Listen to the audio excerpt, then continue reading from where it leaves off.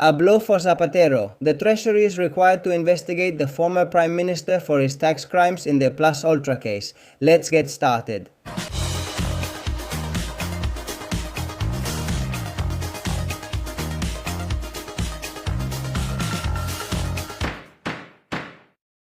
Hello everyone and welcome to a new edition of Medidas Cautelares with Miguel Ángel Pérez. If the other day I told you about the first blow for Zapatero, and it's because that Falciani doctrine prevented the evidence provided by the United States against Zapatero from being reopened and thrown out now. In the context of the Plus Ultra case, today I'm telling you about a second blow for the former Prime Minister.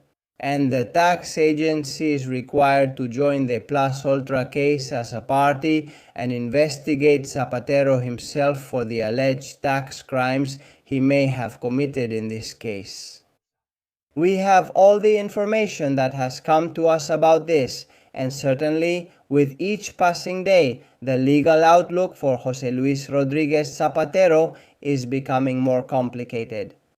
We have all the information and we are going to share it as we always do on Pantaleon. By the way, if you haven't done it yet, remember to subscribe to the Medidas Cautelares channel with Miguel Ángel Pérez. We're already in the final sprint before the holidays and we have to reach that goal of 150,000 subscribers. And we already have on screen precisely this information that affects the former Prime Minister José Luis Rodríguez Zapatero. Here, you have a recent image of Zapatero, probably upon his arrival at the National Court to testify before Judge José Luis Calama.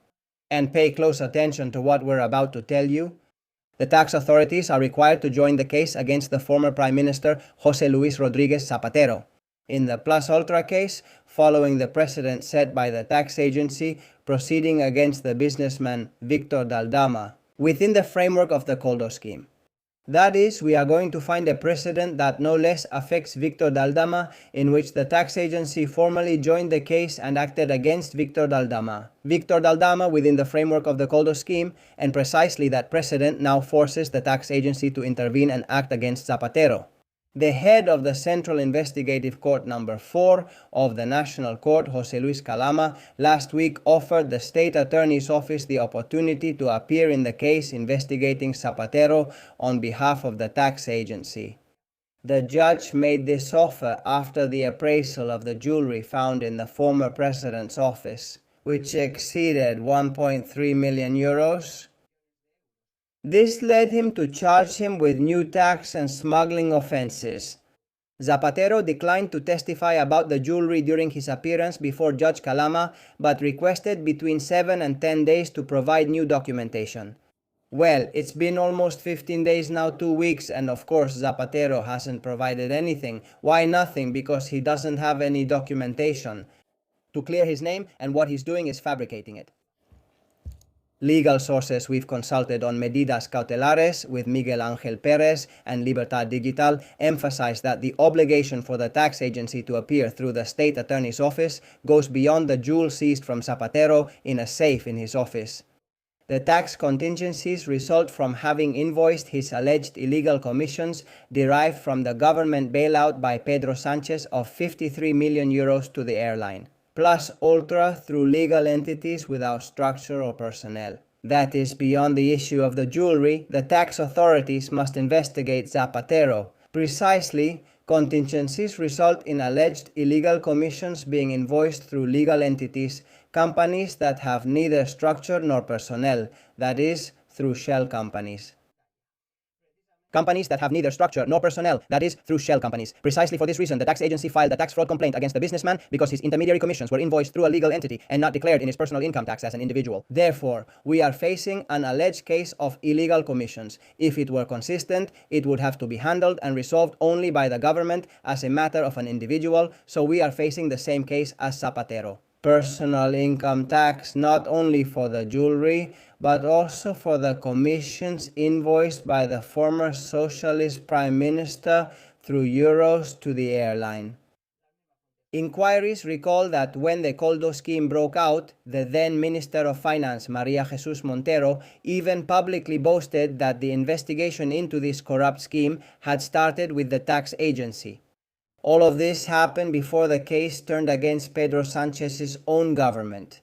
Therefore, the Ministry of Finance, led by Minister Arcadi España, he is the new Minister of Finance who replaced Montero after she went to run in the Andalusian regional elections against Juanma Moreno. So, the Ministry of Finance, with Arcadi España at the helm, is obliged to join the case against Zapatero through the State Attorney's Office in the Plus Ultra case and stop looking the other way. We recall that in November 2024 in the Senate, Maria Jesus Montero stated the following verbatim: "The ongoing proceedings involving Mr. de Aldama come from the tax agency, both in the hydrocarbon fraud case and in the Coldo scheme. Both are being initiated." What about the actions of the tax agency? Well, then let's continue along the same lines. And now the tax agency will have to do the same with Zapatero. Or not with Zapatero. Not with Zapatero, with Aldama yes, but not Zapatero. Aldama faces a tax offense charge in the Coldo case, which is being investigated by Ismael Moreno, the judge of Central Investigative Court No. 2 of the National Court. Also, precisely while the businessman was being tried. In the Supreme Court, regarding the main part of the Coldo case, the tax agency sent a report incriminating him in this alleged tax offense to the investigating judge, which became public in the media. I also remember this perfectly. We were following the trial in the Supreme Court against Ábalos, Coldo, and Aldama. And hey, it was precisely around that time that the report from the Ministry of Finance, the tax agency, against Aldama for that alleged tax offense became known. What a coincidence.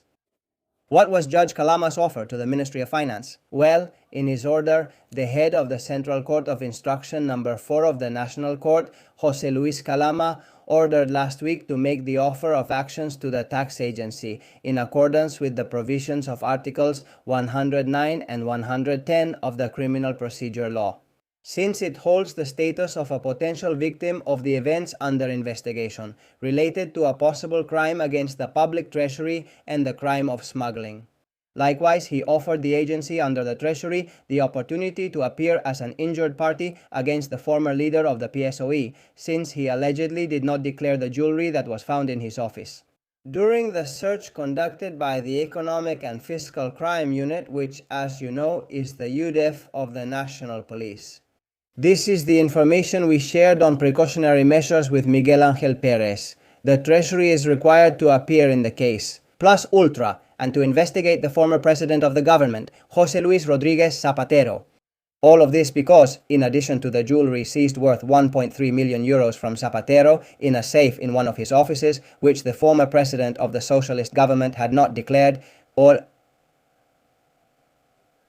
Zapatero also allegedly invoiced and channeled the alleged illegal commissions derived from the bailout of Pedro Sánchez's government for 53 million euros to the airline, plus ultra through companies, legal entities, and without having declared it in the income tax return. For all these reasons, the tax authorities must take action against Zapatero, just as they did and investigated the businessman Victor Daldama in the Coldo case. This is the information. We are waiting for the tax authorities or the tax agency to respond to Judge Calama's offer. And of course, any news from the tax authorities, we will keep you updated here on Precautionary Measures with Miguel Ángel Pérez. That's all for this edition of Precautionary Measures with Miguel Ángel Pérez. I hope you enjoyed the video. You already know that I love your opinions and your predictions about what might happen. I read them all with great interest. I hope you enjoyed the video. You already know that I love your opinions. Thank you.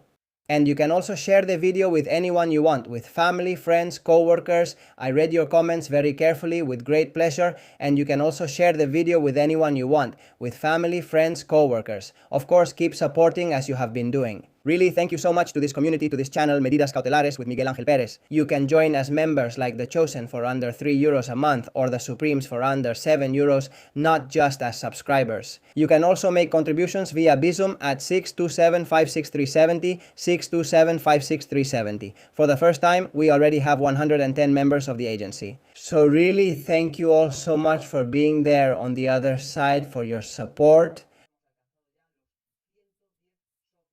Judge Cautelares. So really, thank you all so much for always being there on the other side, for following the information about precautionary measures. The most important thing, as I always say, is making sure everyone gets this information. The tax agency addresses it, and everyone should know because information is powerful. Judge.